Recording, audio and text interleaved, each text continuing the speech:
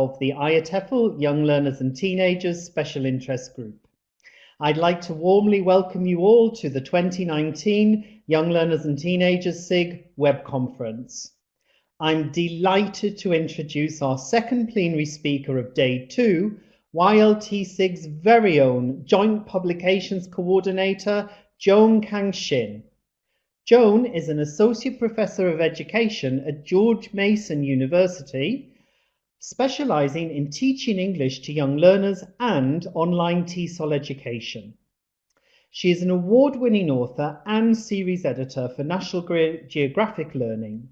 Her titles include Teaching Young Learners English, Our World, Welcome to Our World, and Impact. Take it away, Joan.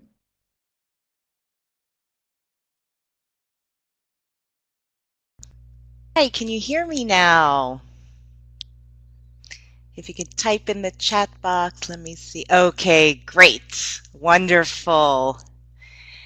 So hello, everyone. I'm so happy to be here with you today and to participate in this wonderful YLTSIG web conference. It's really great to see so many people here in the chat box, so feel free to type your questions or comments all the way through my talk, and hopefully we will be able to have a very useful and productive dialogue together all about strategies for developing primary learners' visual literacy skills. And I think for all of you who are teachers of young learners, you always are choosing different materials and maybe even developing your own materials. And I think that it's so important to consider the types of visuals that you use and how you use them. And so, for example, if we just look at the photo that is on this first slide, okay, can you take a look? And so if you were my students, and then perhaps I might ask you, oh, what do you see? And what would you tell me if you were my students? What do you see? Please answer in the chat box. Sure, a hare, a bunny, a hare in the snow. Okay, darkness, snowy magic night. Stars. Wonderful. So, of course, as an English teacher, I may use this photo to check comprehension of vocabulary, like bunny, rabbit, hare, or maybe snow. But what if I ask you instead, what is going on in this photo? What would you say? What is going on? It is snowing. A hare is looking at something. Well, what if I also asked, what happened before? Or what happened after? The hare has heard something. Okay, the bunny is thinking. The rabbit was running. Okay. And what if I asked you, how does this photo make you feel? Oh, the hare will go to his mummy. What if I asked, how does this make you feel? What would you answer? Relaxed. Oh, so many different things. Relaxed, fear, afraid, alert. Makes you feel curious, excited. So many different emotions. So do you see the difference in asking with this photo, what do you see? And then also the other questions. What is going on? What has happened before? What happened after? How did this make you feel? Think about the difference in this approach to using visual images. And this is the basis of my presentation today. So I'm just going to start first with the definition of visual literacy. And so if I ask you, what is visual literacy? Simply put, you can say that visual literacy can be defined as the ability to construct meaning from images. It's pretty simple. But my next question to you is, what do I mean by images?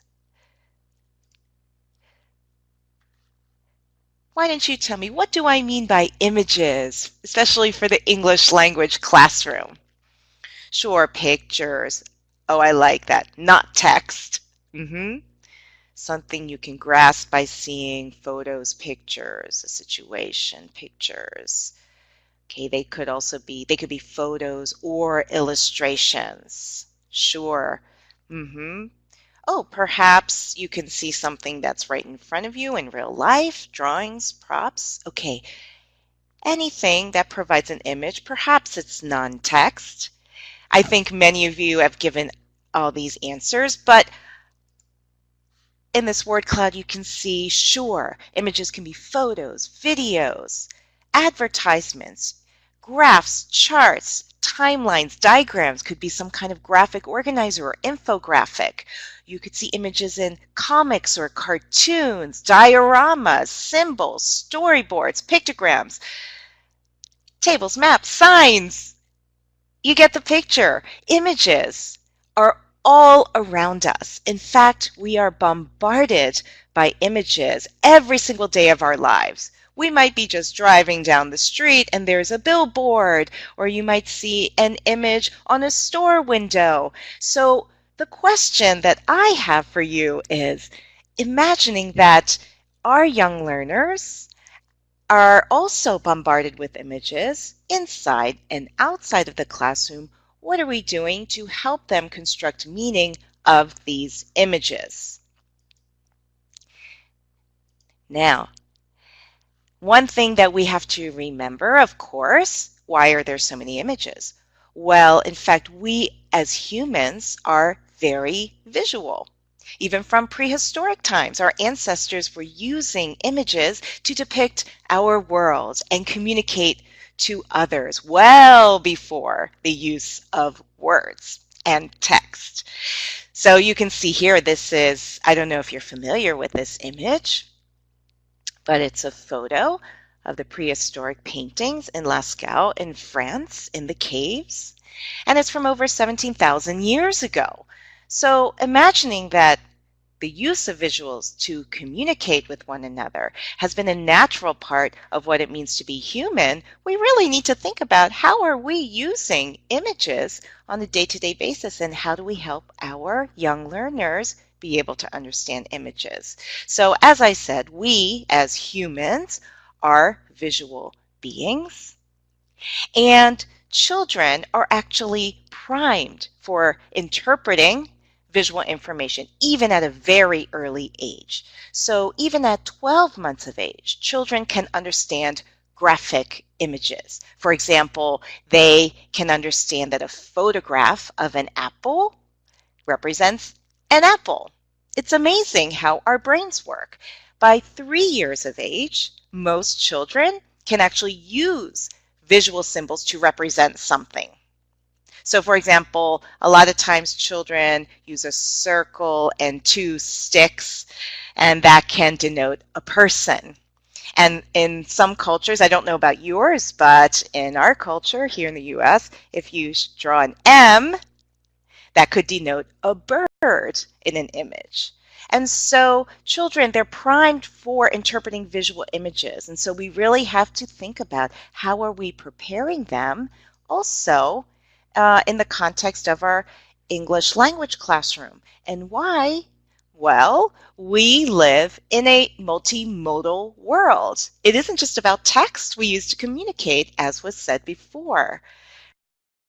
Right? Multimodal means what?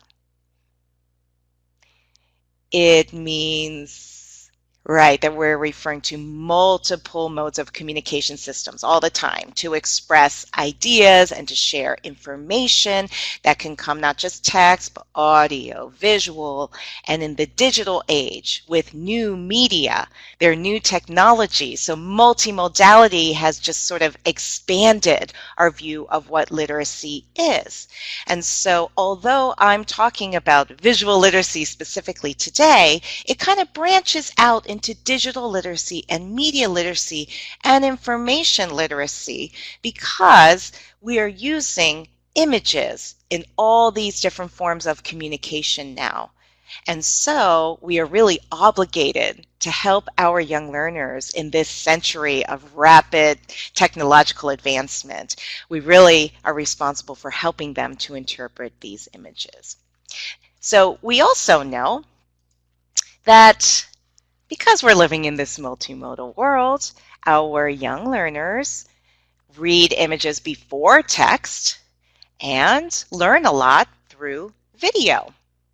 And so knowing this, right, this is basically how we communicate today, right? Through social media, right? It's so image driven. So for example, I just brought in some memes that I thought also might be of interest to some of you.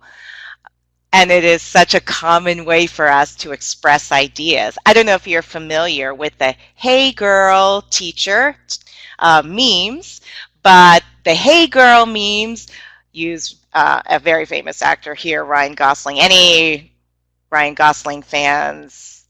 Okay, I see a little heart there. Sure. So it became a thing for Ryan Gosling to have these memes called "Hey Girl." And so I love these. There's a whole one all about memes for teachers. heygirlteacher.tumblr.com. So you'll see, "Hey girl, you really rock that new seating arrangement. Way to separate the talkers." Or, "Hey girl, I saw your receipt from the teacher store. Dinner's on me tonight." Okay, so there's a lot of funny ones, which I thought you would be amused by. But the whole point is that this is how we're communicating and sharing information or reaching out to each other. You can also think about the fact that visually, we also share information with things like infographics. I just brought one for Halloween because Halloween is coming up here. And this is like a typical way that you might also get information and that students might get information. It's very visual. Right? So maybe you didn't know, sweet, sweet Halloween, that chocolate is the most popular treat for trick-or-treaters, and that 36 million U.S. children from ages 5 to 13 will go trick-or-treating this year. Okay, so these types of things kind of go around and we share them because this is how we're gathering information, and it's so visual. And probably because if you're trying to get somebody's attention for a message that you want to share, incorporating visuals are going to make it more likely someone's going to click on that and read what you have to say. And so what we want to do is, of course, build our students' ability to make sense of information like this. So this is just an example. More and more, the materials that we use to teach English mirror this type of communication, right? So using infographics. Now again, we might be using these pictures of these two birds to help make that input comprehensible, but we're also trying to help our learners understand how to interpret and make sense of these infographics, such as the one that's measuring the height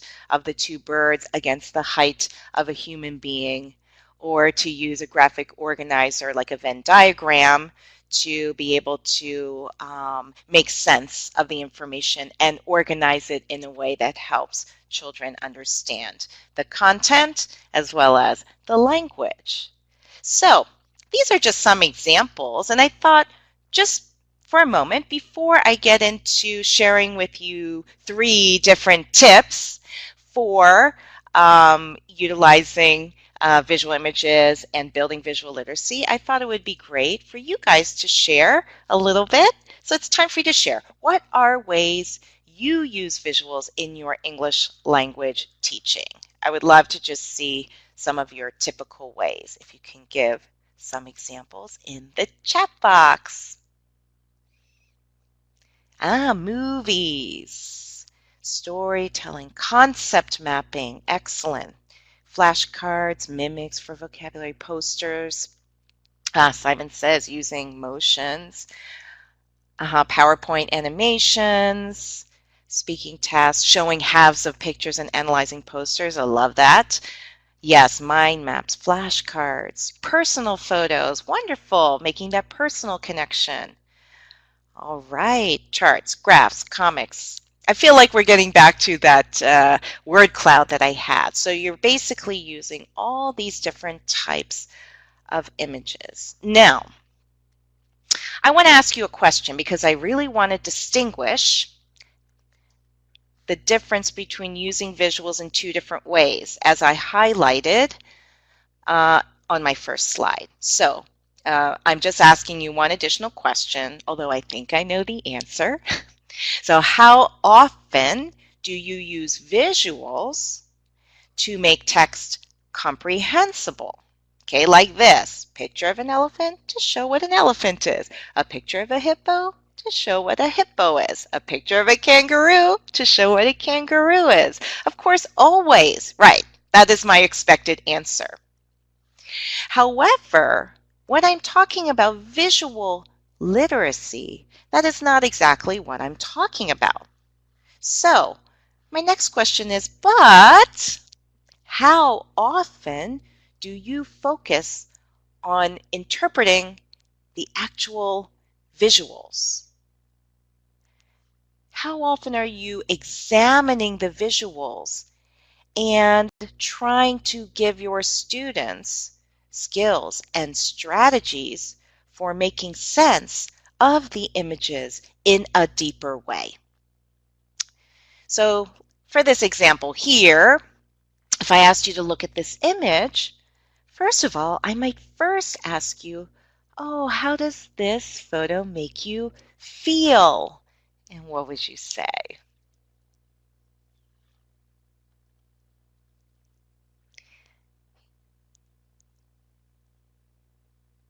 And, oh, friendly, happy.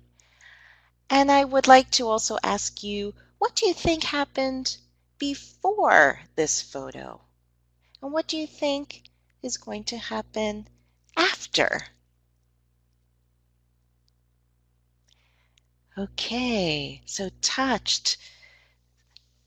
So maybe you can see here in the caption it says, orphan, gorilla, and keeper. Yes, so the man helps the gorilla. And do you see a relationship? He rescued the gorilla. Maybe the gorilla was had some traumatic event, right? Perhaps being an orphan. Okay, so what I want to emphasize here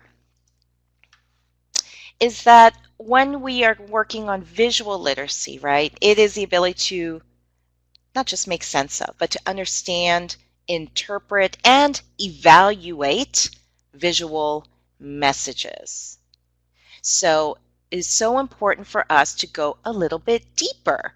So just to make it stick, you could think of visual literacy equaling reading the pictures. So making sure it is understood that just like text has meaning and you have to learn how to read it, images hold meaning, especially if you're bringing in images from the real world and you want to give your students a chance to interpret them and learn how to. So tip number one is that we must teach our students how to, of course, use visuals to interpret text, okay, like the example I gave. But more importantly, for this presentation, we must teach our students how to interpret those visuals themselves. So let's take a look at one useful strategy, which comes from an inquiry-based teaching method created by cognitive psychologist Abigail House and museum educator Philip Yenawine. They talk about building visual thinking strategies. And so they ask teachers to use a routine with these visual literacy questions. What is going on in this image? What do you see that makes you say that? And what more can you find? Okay, so they ask you to help students to start to approach every single image with these questions in mind. Okay, so let's just start with this image here. It's a simple image.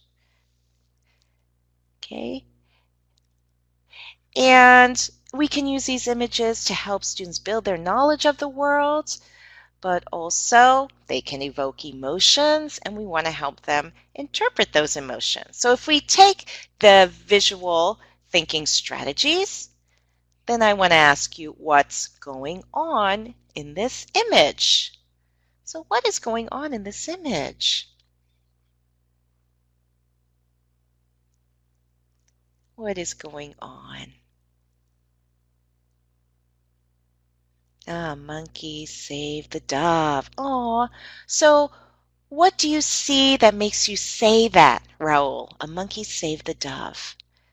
What do you see that makes you say that?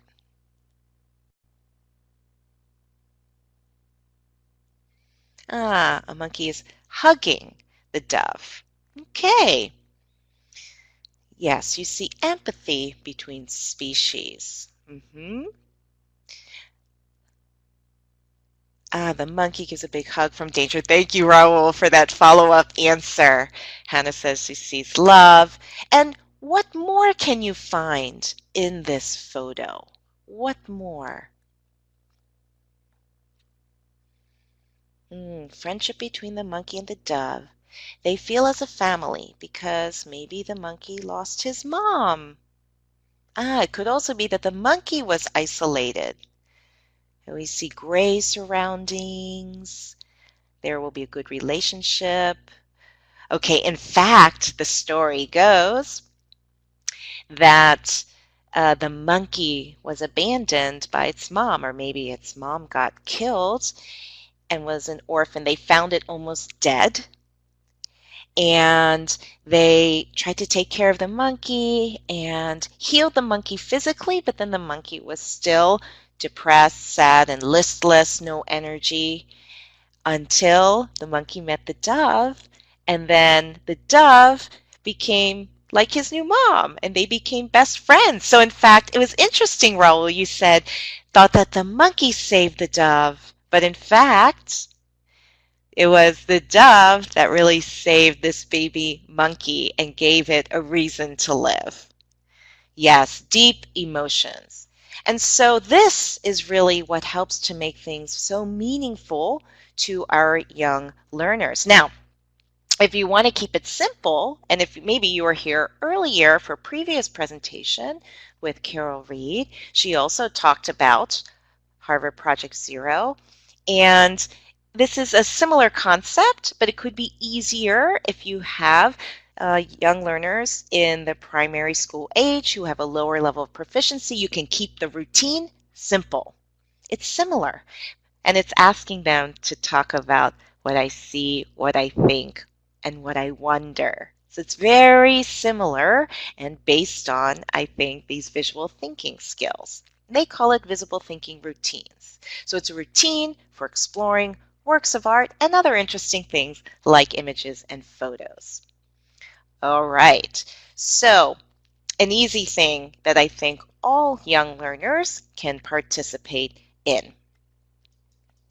All right, so something I want to ask you is, because you're all teachers, what other questions can we ask to build visual literacy skills other than the routine of visual thinking skills? Right? What is going on in this image? What do you see that makes you think that? And what else do you see? Or I see, I think, I wonder. What other questions can you think of that will help our young learners at the primary school level build their visual literacy skills? Ah, yes, this What happened after this? How do you feel about this? Yes, how does the image make you feel? How does the story end? What would happen if the mom came back? Interesting questions, Vivi. If you were the dove, what will you do? And perhaps even kids could act out and role play the baby monkey and the dove to show what they think will happen next. What are the animals looking at? Interesting question. And what if?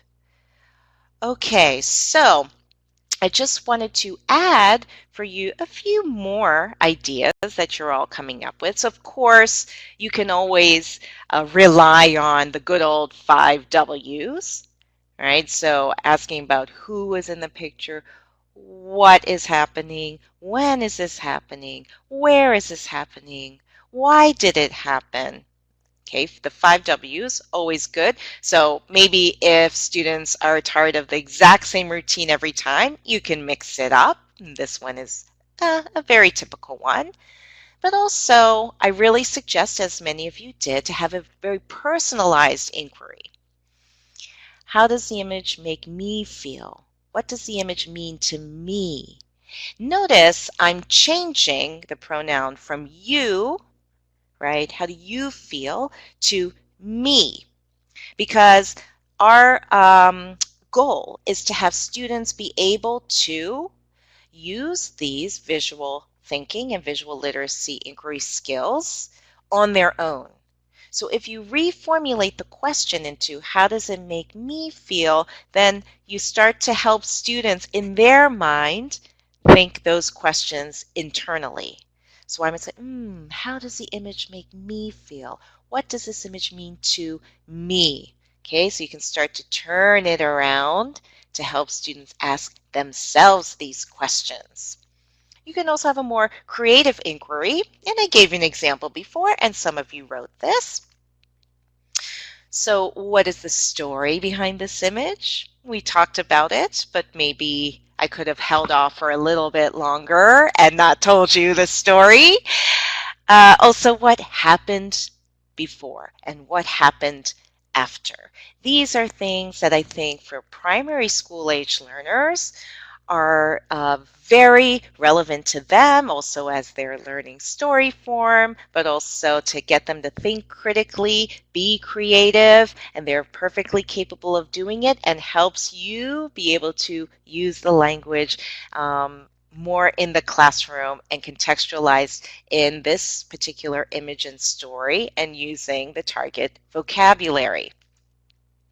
All right, my next tip is that we must enhance students' critical thinking skills to interpret visual images. So you'll notice the example I gave before would be for younger students at the primary level. And as you start as they get older and they start to develop more cognitively and have more access to the language, you can really start to think about enhancing their critical thinking skills. And the Carnegie Foundation for the Advancement of Teaching talks about critical literacy. So it is no longer enough simply to read and write. Students must also become literate in the understanding of visual images. Our children must learn how to spot a stereotype, isolate a social cliche, and distinguish fact from propaganda, analysis from banter, and important news from coverage. So I'm not going to get into this notion of fake news for this level, but it is important to think about this notion of critical literacy. And so a great example is, of course, trying to make sure young learners who are very susceptible to advertising that they see to start to go into depth with the images and learn about the techniques that advertisers are going to be using to try to convince them to buy their product. We're all susceptible to that. I for sure and susceptible to that. But if we teach them how to be an ad detective, they might be able to actually live better lives and be more careful and make smart choices. So one technique that advertisers use is called group pressure. An ad shows a lot of young people, each with their own mobile phone. The message: everyone has a mobile phone and you need one too. Okay, so you can see what advertisers might be doing. Perhaps they're using a technique that's called association. Everyone looks happy and healthy in the ad. They're cool and beautiful too. The message is, if you buy the product, you will be happy and cool like these people. Okay, so typical. So there's also other types of techniques like a testimonial from like a famous athlete or famous celebrity, perhaps repetition, like you keep seeing the ad over and over, and maybe the jingle, the music that's used is catchy and then it just sticks in your head. Or maybe time pressure, like, oh, it's on sale, the sale's only going to last till tomorrow, and it gives you a sense of urgency to go and to buy something. So these are all typical techniques advertisers use. So you can give an example. So here's an example. And I don't know if anyone has seen this video ad from Pepsi. It's from this year, but it's with that pop band Now United. Has anyone seen this? Okay, so I'm not going to play the video because there's not enough time, and also playing a video is difficult in this web conference. So I just brought an image, but in the video, of course, is the image of all of these pop band members dancing, and you can tell they are all looking similar to this, very cool. And so you want to get students to think critically about ads, like commercials such as these that they are going to see. So for example, who is the advertiser selling the product to? Do you want to buy the product, and why? What technique does the ad use? So how about that for you guys? What technique does the advertiser, this Pepsi, use to try to convince people to buy Pepsi? Sense of belonging. Yes. Yes, association, I think. Yeah, association, thank you. Maybe group pressure, association. Association of what? Well, these kids are super cool. So if I drink Pepsi, I'm going to be super cool like them. Yeah, empowerment, energy, excitement. All right. So what does the ad say or suggest about the product? What does it mean? If I drink Pepsi, then what? What's the message the advertiser is giving me? Yeah, I'm cool. Yeah, you'll be cool. Fun.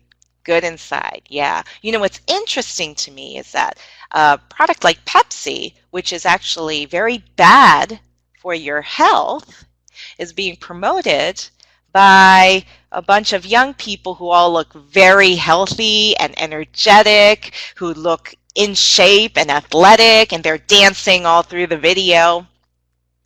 So what's interesting to me is that you're selling a product that in fact is very unhealthy, but you're selling it by showing kids that are completely healthy and energetic, and there's like a mismatch, right?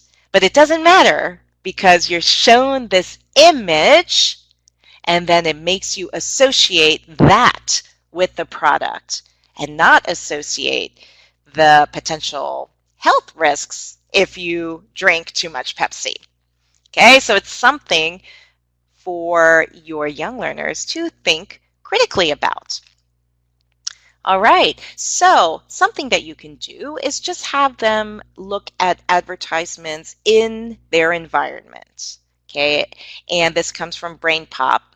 It's a great graphic organizer, but the activity you can use using this graphic organizer or in a different way. As it says here, research 3 common advertising strategies from the list and define each in your own words and describe one real-life example. So students can go and look for an example of association or group pressure or a testimonial from a celebrity and bring it in to analyze it. And it's a great way for students to start to think about how they're being encouraged to purchase things and maybe associating things based on the image when it doesn't necessarily have anything to do with the qualities of the product. So one example, and this is to emphasize the importance of this for our young learners. Remember that our young learners are still constructing their understanding of the world around them and of themselves. So imagine that you live in Asia, and this is just an example, and you see an advertisement like this all over the place. Now, this is an advertisement for whitening cream, meaning cream to make your skin whiter. Okay, and this is extremely popular in Asia. And for somebody like me who has a darker complexion, sometimes I get asked why I, let myself get a little bit of a tan and don't keep my skin as white as possible. And so let's say you have a darker complexion, but you see these ads all over and that so many people around you are using this whitening cream. What do you think you are going to think about yourself? What kind of image of yourself are you going to construct from all these images that are everywhere you go? So, and I cannot stress the importance of helping your young learners look at and interpret the images around them to help build an understanding of it, to help them build a better understanding and image of themselves. Imagine another example that I can show you. Do you recognize the woman in this image, this photo, this ad? Yes, exactly. Horrible. The thought behind it. Yes. Oh, okay. So you see, this is Emma, right? This was Hermione in Harry Potter. And in fact, she was the face of this Lancome ad for skin whitening cream. Of course, she apparently has like the ideal white skin. Believe it or not, Lancome used this advertisement specifically in Asia. Okay, so I hadn't seen this ad here in the United States, but it was targeted towards women in Asia. So imagine, okay, if the ad is saying perfect whiteness with the face of this beautiful actress from the UK, and it's actually advertising to Asians to whiten their skin and use this product to achieve this. Okay, so this is why it's so important for people to think about the images that are being used and the effect that it might have on how our young learners construct their understanding of the world around them and themselves. It is shocking, absolutely. It is shocking. Now the ad has been pulled because people were critical of it and recognized that how can you use this image to sell skin whitening cream to people who are in Asia? Okay, so we have to try to build these types of critical thinking skills and critical literacy. So for example, that one was based on a bias, based on race. What about, so important for our young learners, identifying things like gender stereotypes and bias? Okay, so this is actually an institute with Gina Davis, who's an actress here in the United States, but on gender in media. Okay, and it is so important for us to get our students, both girls and boys, to understand these stereotypes. So let me give you an example. Okay, now by the way, this comes from an old storybook. I think it was maybe from the 50s. I'm glad I'm a boy. I'm glad I'm a girl. Okay, and what you're going to see here are things that you definitely will think are antiquated stereotypes. Okay, boys are strong. Girls are graceful. Boys are doctors. Girls are nurses. Boys fix things. Girls need things fixed. Boys invent things. Girls use what boys invent. Boys are presidents. Girls are first ladies. All right, so although it seems antiquated, I actually, when I was in Liverpool for the IATEFL conference just this year, saw this commercial on TV. Now, I only have the images, but it was an ad for baby formula where they were showing little girl babies and what they're going to grow up to be. So this little girl is going to grow up to be a ballerina. Okay, but shocking, right? This was earlier this year. Not unlike this image of girls are graceful.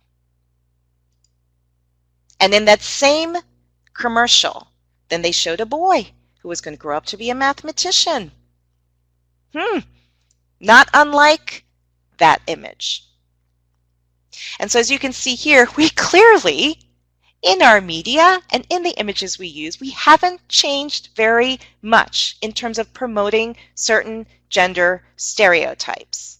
And so one thing that I want to ask you is about thinking about, first, the types of images you choose and you use in your classroom. And the second thing is, try to get your students to question such images and to not let it go past that these are the images that are helping our young learners construct their understanding of the world and themselves. I'll just say that again. So important. So here's an example. If we're going to choose materials, try to show real people, but also both girls and boys, men and women, doing the things that in real life men and women do, that girls and boys are engaged in. And don't keep selecting images that are going to perpetuate these stereotypes. Even bring in the images like a commercial or a print ad and talk about it with your students. All right, tip number 3.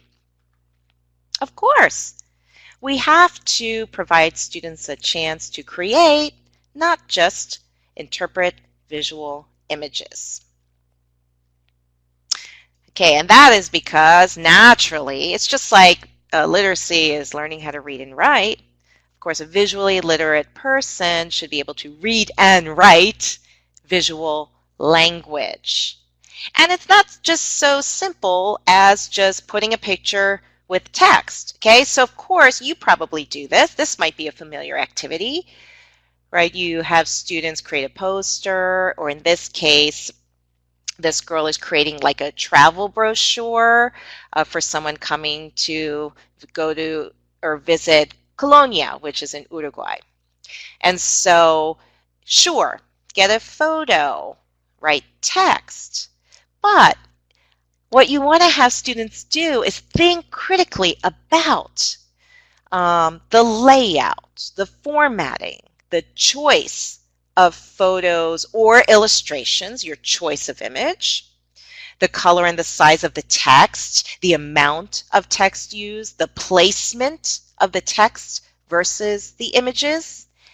And you can discuss also what each image is going to say or communicate to the reader just on its own. Okay, so just like we're trying to look at a visual and say, okay, what does it mean? What happened before? What happened after? How does it make me feel? Think about your audience for the images you choose and have students think, oh, what will somebody else think about this image? And perhaps what you need to write in text and perhaps what you do not need to write in text. Okay, one thing about multimodal communication is you kind of have to think about the most efficient way to communicate your ideas and share information.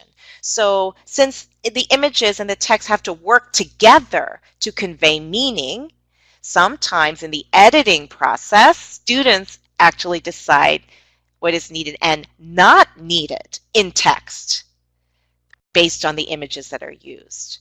So there's all kinds of ways to help your learners think critically about what they're using images for. It's not just slap on a picture and write some text. Okay, that's how you develop their skills for being more visually literate. Now, here's a project. It's related to the ads, so it's a continuation because I wanted to make a connection here. So in this example, students can create 2 advertisements to sell a product. So one should be for kids and then one should be for adults. So it's an interesting thing because it gets students to think about their audience for the ad, right? So it has to be for the same product, but how will you do it differently for kids or when you want to attract adults? Okay, and so you see here how this girl addressed that. Now, they can review, of course, all of the strategies that advertisers use, and also perhaps they don't only have to do the print ad. Maybe if students want to make a little commercial, they can also submit a video for it. But one thing, perhaps if they're at this level, you can have students think about any stereotypes or bias that the images might represent. And so a great idea is to add an ad analysis activity. So everybody designs their ad, and then you can have a table, classmate, name, and product. What ad technique was used, and why do you think so? Was there any stereotype or bias in the images? And then explain. And even they can evaluate, was this ad effective? Why or why not? And in thinking about the particular audience. All right, well, I hope that these strategies and activity ideas were helpful to you.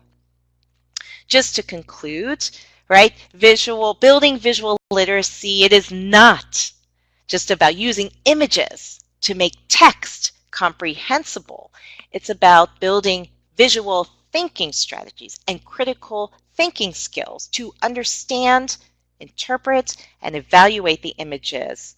It's about our young learners learning how to create their own text with all of these things in mind. And this includes selecting and creating images that avoid bias and communicate ideas effectively. Image and text working together. And finally, I just want to make the point that we really do have to be concerned with how our young learners are understanding the text, understanding that in relation to themselves and the world around them. And so we should, as educators, take some responsibility and help them be able to have a healthy construction of their own view of themselves in relation to the world and these images. We're constantly bombarded by them, and so they absolutely need our help and scaffolding to be able to understand them effectively. So, if you have any questions, I believe that I am at the question portion of this webinar. Eye-opening to cultivate visual literacy and choosing images judiciously. Thank you, Stephanie. Mike B, would you also consider teaching aspects of composition, such as use of perspective, leading lines, rule of thirds? Why not? Absolutely. And actually, Mike, it would be great if students can also start to take their own photos and images. So for example, in that brochure activity where students were creating like a tourist brochure for their own city, sure, they could go out and take photos, and you could teach them a little bit about how to take an effective photo that's going to be attractive to people. Great idea.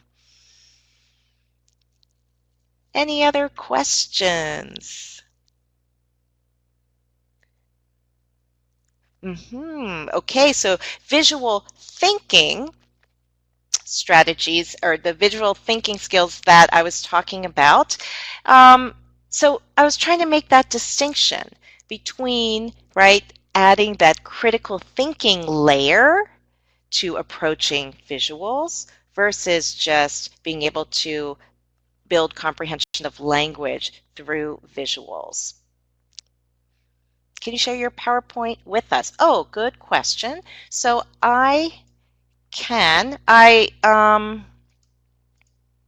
have here my last slide just to say thank you, but also if you want to join my TYL Facebook group, you are welcome to, but also in that Google site address, I have a resources page where I post slides from presentations that I do, and I would be happy to post it there or to send it out through our YLTSIG social media channels.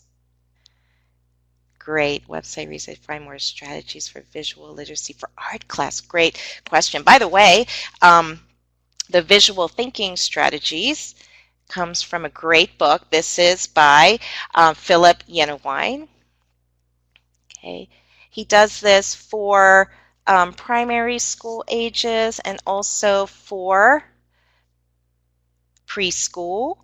And so his work is in art education, but I have found that everything that he writes about relation to looking at pieces of artwork is so relevant to analyzing photos and other images.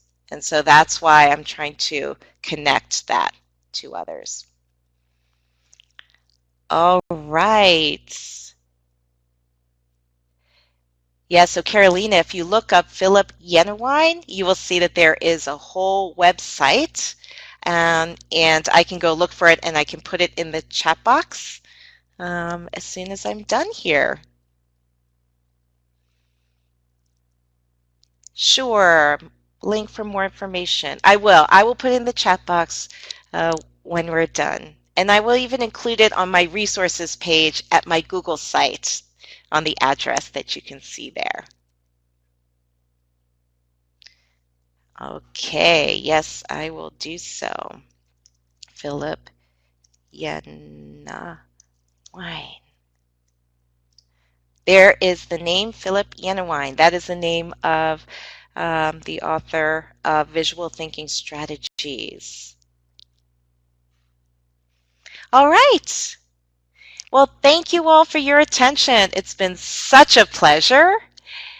And I thank you for your attention. So I'd like to say a huge thank you to Joan on you. behalf of all of us on the YLTC committee and also on behalf of all the participants today.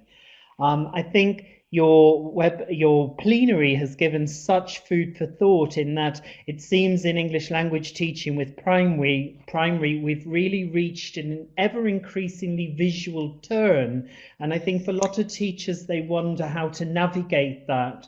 And I think your critical visual literacy strategies are very inspiring and give teachers a lot of ideas about ways they can help raise children's awareness of what's actually happening in visuals, which is not always as they might seem. So exploring critically exploring what's behind those visuals. So that was really inspiring and thought-provoking. So thank you very much for that, Joan.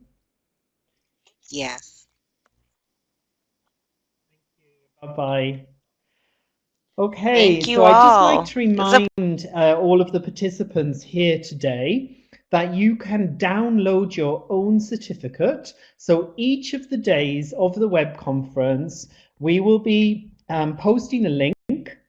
So you see just under the hashtag, by the way, in reference to the hashtag, if any of you post to social media about any of the sessions in the web conference, would be really grateful if you could include that hashtag, so YLT WebCon 19.